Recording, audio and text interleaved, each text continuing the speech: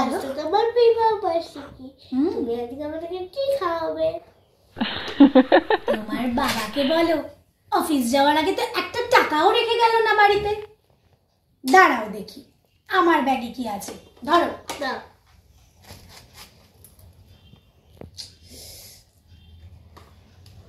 এই নাও মা, এইটা দিয়েই আমার বিবাহ বার্ষিকীর ট্রিপটা সেরে নাও, যা। এটা কথা বলবো? আবার কি? এটা তো কত 30 টাকা। আমার 30 টাকায় কি হয়? জানো না 30 টাকায় কি হয়? এটুকুও জানো না? তাহলে জেনে নাও, 30 টাকায় এক প্লেটে 3খানা পরোটা, আনলিমিটেড তরকারি, একটা সেদ্ধ ডিম, একটা আপেল পেঁয়াজ আর একটা কাঁচা লঙ্কা। যাও এটাই খাও গিয়ে। তুই বাবু